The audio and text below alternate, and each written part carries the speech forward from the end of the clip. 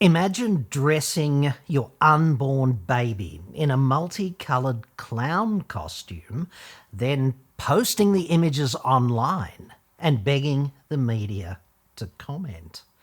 I'm certainly no model parent, but this seems cruel and unusual even to me. In other words, K backwards N, you've done it again.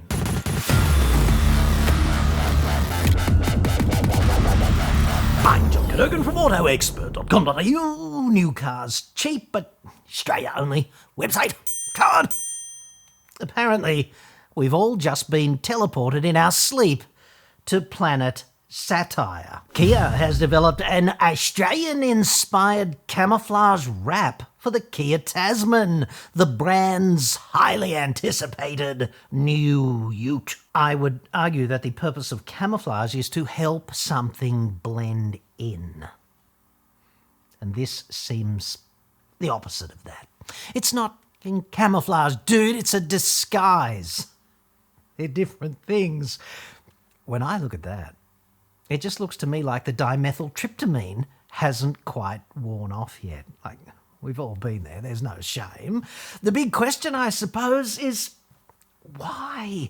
Why send your child off in public for the very first time, dressed as some kind of candidate for the circus? Is it gonna be a total shock if they turn out after this trauma ever so slightly Sanyong? Drive.com.au Ute of the Year.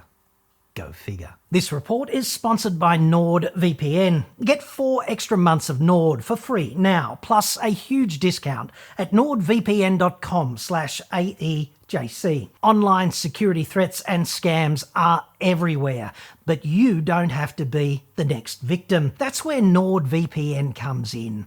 Nord does the stuff that you and I don't really understand in the background, hiding your IP address, locking everything down. Go to nordvpn.com/AEJC now. Your exclusive Auto Expert discount is huge right now, plus you're going to get 4 extra months completely free. nordvpn.com/AEJC. I'll put a link in the description. Just subscribe, download the app and connect. 1 click later, your IP address is shielded and your online traffic is heavily encrypted across as many as 6 of your devices. Nord is the fastest VPN on the planet. It costs only about as much as 1 cup of coffee every month to keep your data, your identity and your devices secure. Masking your location means you'll also get access to streaming and other services that might be blocked where you live. Plus, you can continue to watch your favourite content when you travel. You might even be able to score some great online travel deals that are unavailable where you live. Go to nordvpn.com/AEJC now. Boost your security and enjoy that huge discount plus those extra 4 months completely free. It's totally risk-free with Nord's 30-day money-back guarantee. That's nordvpn.com/AEJC. Link in the description. K backwards N has roughly 12 nauseating months before anyone can buy its freaking ute. So the Tasman prick tease horizon extends roughly to the pot of gold underpinning the rainbow. And the options are: paint this void with the broadest possible bullshit brush, or give people actual reasons not to buy a Ranger or a Hilux. Unfortunately, they seem to be running with option number 1.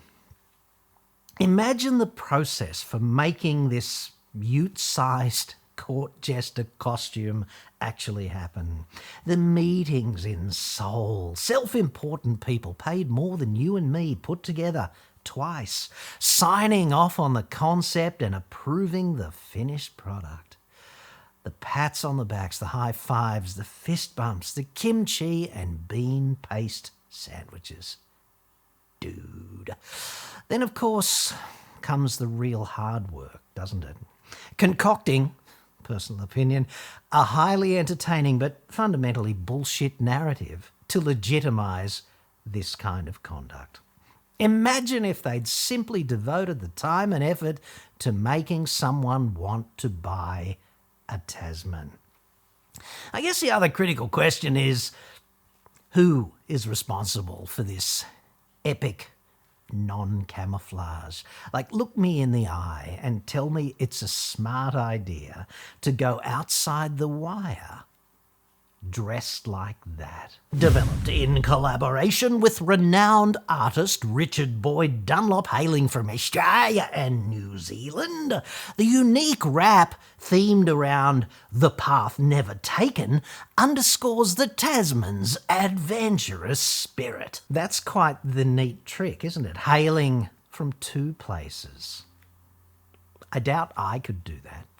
When I sniff that statement, it's quite distinctive. That's people who get paid handsomely to be A-grade bullshitters, letting the boss know that they're worth every cent. According to his Facebook page, Mr. Hyphenated Dunlop owns and operates a gallery in Napier, across the Dutch. He comes from Auckland, across the Dutch. It seems, I don't know, unequivocal. So apparently not all that much hailing from Australia, relatively speaking. You can just go off for days and days and days and not even be seen. Oh, wow. That's awesome. You really got to go out and adventure it. Shit, yeah. Adventure it, dude. Approved. He doesn't sound that bilingual, does he? My fourth ex-wife was bilingual, and she was awesome, dude. Speaking in tongues like that, I'm in awe. I almost regret trading her in and upgrading, like, occasionally. According to that video, Hyphenated Dunlop has hitchhiked through the Australian outback. And I am sorry to hear that, dude, but at least he made it back alive, so well ahead of some. On behalf of the nation, I apologise, however, for inflicting endless shitsville upon him, and I sincerely hope his recovery, over in Middle Earth, is a speedy one. It seems to me, on fundamentals, that one is either Shagistani or Shitsvillian. Not both.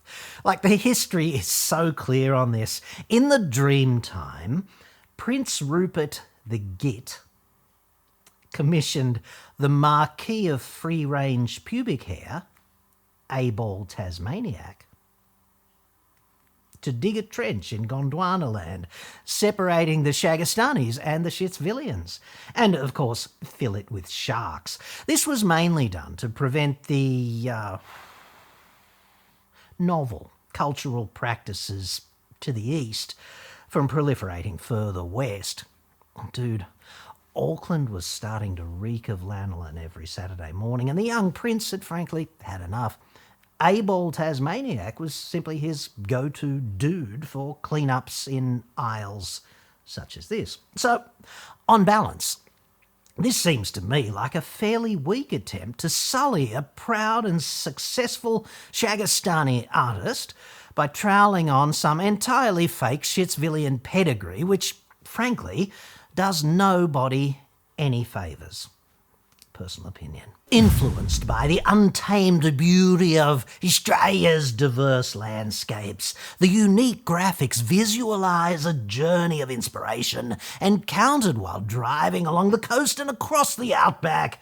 The exterior wrap's eye-catching design draws on Hyphenated Dunlop's adventures, hitching rides across Australia. That is quite the masturbatory collection of words, is it not? Well done.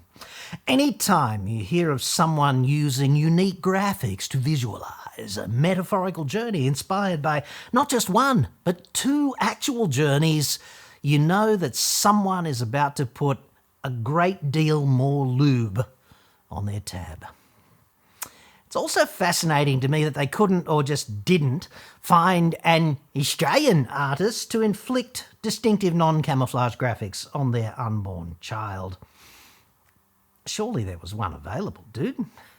That's a matter for backwards N, I suppose, but it does seem a strange choice to me to choose a Kiwi and then seek to paint him halfway Shitsvillian with hail. Hats off, however, to Hyphenated Dunlop.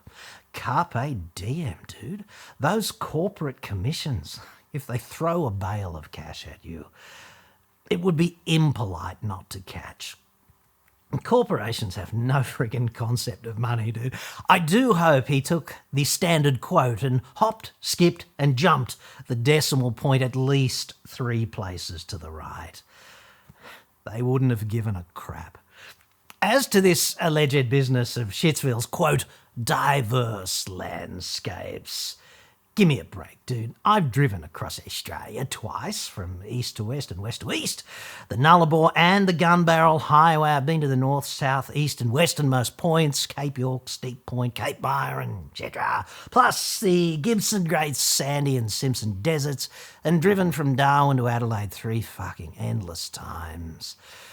Everything you need to know about Australian landscape diversity is documented here in Shittown-ipedia. Bear in mind that this is just volume 1, like I'm hardly going to lug them all downstairs just for you to take a look, am I? Take Goulburn, for example, which has a World Heritage listed sewage treatment plant, the Supermax prison, a tourist information centre in the form of a giant anatomically correct concrete merino ram with a huge cement scrotum dangling out the back. My kids always loved that. I'm not making any of this up, international dude. It's kind of trippy, but disturbingly real. This is the country we live in. The hidden cultural gem in Goulburn, incidentally, you know how the blue road signs are exclusively reserved for tourist attractions? Right? It's commonplace, hidden in plain sight, I suppose. Once you've seen the sewage and the Supermax and the 3 broken antique EV chargers next to the alcoholics dropping off their last night's glass bottles for recycling, once you've lifted the kiddies up so that they can whack the concrete ram hard on the testes, just keep heading south, dude. There's a tiny blue sign right near the freeway turnoff that says simply abattoir. Only in a place like Australia, and specifically Goulburn, could an abattoir qualify as a tourist attraction. I suspect there's actually quite a few vegans on the local council, and this is part of their sinister agenda. Like, if you're on the fence about eating meat, this is a tourist attraction that really can tip you over the vegan edge. Those Machiavellian vegans. If you're from overseas and you've only been told about the endless hotties in bikinis down under, Goulburn's tourist abattoir is the kind of surprise and delight cultural counterpoint that you'll grow to expect out in the regions, if you frickin' live long enough. I would argue that there are really only 3 landscapes in Shitsville. Busted-ass eucalypt scrub around the edges, busted-ass moonscape in the deserts, and busted-ass cattle scrub everywhere else in between. That's basically it. As your next Prime Minister, my heart goes out to foreign and domestic tourists who fly with anticipation into Darwin, for example, and then head eagerly west to experience the alleged magic wonderland of Kakadu. Imagine that. Right there in the outer suburbs of the Ranger uranium mine. The entire trip across and the park itself is busted-ass cattle scrub. I suppose if you visit for the right 2 weeks every year, you might see a waterfall, like you might. Imagine that, flying all the way here from fucking Norway or something just to see a maybe waterfall. I do so sincerely apologise. Our Tasman pickup truck embodies Kia's commitment to design and innovation, as well as its spirit of adventure.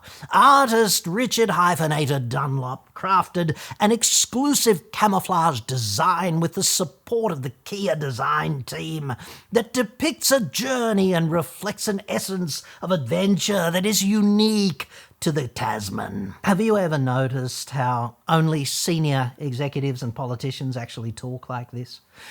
I find it easier to accept the existence of statements such as this by imagining the speaker, in this case the cheese of design for Global Backwards N, Karim Habib, by imagining him bursting out of the washroom with no pants and screaming it into the typing pool through a cheap megaphone.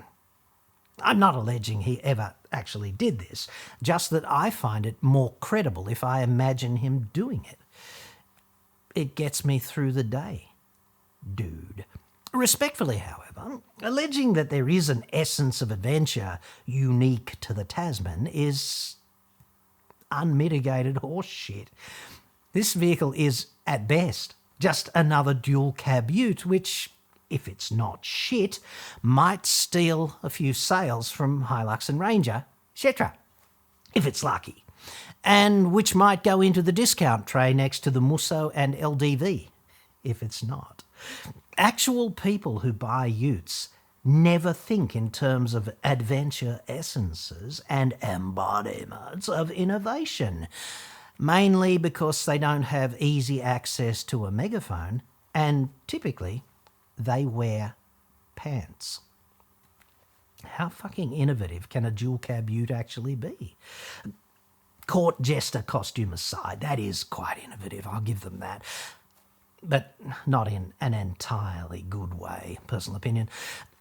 These horseshit messages do not engage real people who buy utes, right? This kind of a problem, it just serves to highlight how preposterously out of touch car makers are when it comes to the car buying public. This is merely an echo of their internal corporate wank at best. Like, how long do you suppose it's been since Megaphone Habib actually bought a car?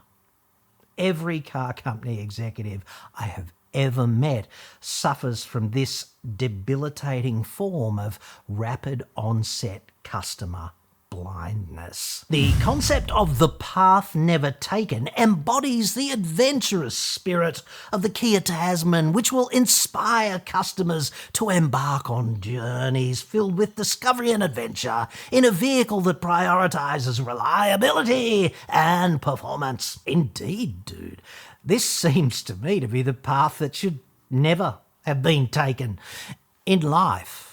Typically, when faced with the logical proposition, clown suit, yes or no, the correct answer is very rarely yes.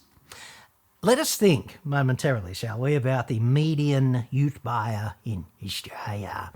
I'm thinking 35 plus, probably about, 90% male, maybe higher. Might be university educated, but plenty of tradies and small business owners out there. Their ute is part proud bogan status symbol, part workhorse, part family transport, and or four-wheel drive adventure machine. Oi, wifey, I'll be down at ARB pimping the Hilux. You need anything? That's how we roll. A ute has got to have cred. Whatever that cred is, like power, reliability, toughness, capability off-road, payload, chick magnet, whatever. There's one simple question, right? Does painting it like that serve to enhance the perception of cred to ute buying Muzz or Trev? Does it? Does this hair and makeup suggest serious dual cab contender to Muzz or Trev? Do they look at this and feel their will to resist opening their wallets crumbling? Or are they just laughing out loud following this kind of unexpected turn of events? Mila Jovovich, the hottie who has slain more zombies than any other hottie alive, simply would not be seen driving a ute that looked like that into a horde of malevolent undead. That's in her contract, dude. And neither would Muzz or Trev, I'd suggest. This is not a criticism of hyphenated Dunlop's fine artwork. The art is freaking awesome. Not that I'm in any way qualified to assess that. He's even cleverly hidden the roadkill from our coat of arms in it. That's a very classy Australian touch. He's worked his Shagastunny arse off on this project, clearly, and I'm sure more than simply met the brief. Well done, hyphenated. I would argue that this fine work should be more appropriately exhibited, perhaps 16 metres wide and 9 metres high, above the entrance to the lysergic acid diethylamide gallery in the Sydney Opera House. That's where I'd put it. My problem here is not the art, dude. It's the freaking canvas. And it's not a matter of scale either. Ex-wife number 5, the little sister of ex-wife number 3, she had this whole swimsuit thing, right? And I could see her in a bikini printed like that. And I can't friggin' believe the cost of those things either per square metre. Bikinis, like, hashtag worth every cent. Backwards Ends, non-campaign thus far, has failed spectacularly to give Mars or Trev or you or me a single reason to consider buying a Tasman. And I know what it feels like to be planning a ute upgrade. I'm hanging on to wife number 6 and trading in my Triton in that whole advent of Tasman time frame, most probably. One never knows, of course, but that's the plan. I would consider a Tasman if there were even a hint of an objective reason to do so. But there's not, is there?